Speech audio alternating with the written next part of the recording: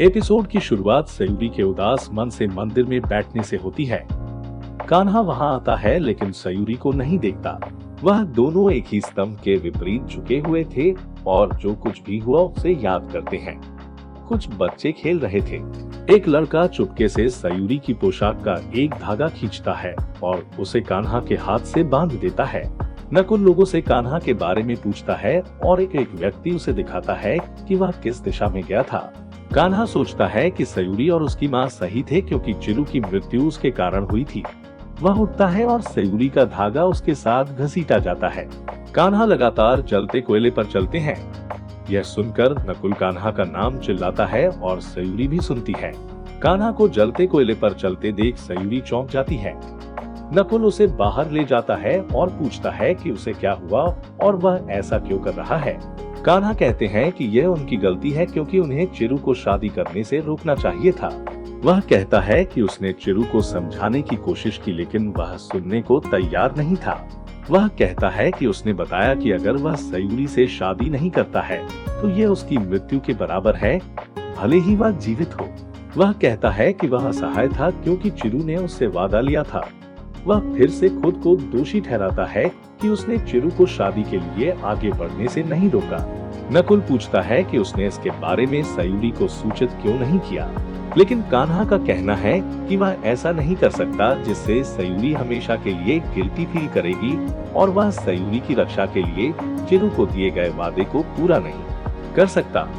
वह कहता है कि वह सारा दोष अपने ऊपर ले सकता है लेकिन सयूरी को गिल्टी फील नहीं होने दे सकता। सयूरी ये सब सुनती है और सोचती है कि उसने कान्हा के साथ गुस्से में जो बर्ताव किया और इस सब पर पछताती है। कान्हा बिस्तर पर लेटे हुए हैं और सयूरी उनके घाव पर दवा लगाते हैं। कान्हा सोचता है कि यह नकुल है जो उसके पैर छू रहा है और उसे जाने के लिए कहता है। वह सयूरी को खोजने के लिए मुड़ता है और पूछता है कि वह क्या कर रही है।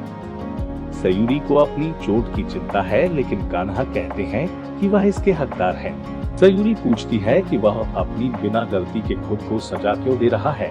वह कहती है कि यह चिरू और भाग्य है जो उनके जीवन में खेलता है और पूछता है कि वह अपनी गलती के लिए खुद को दोष क्यों दे रहा है।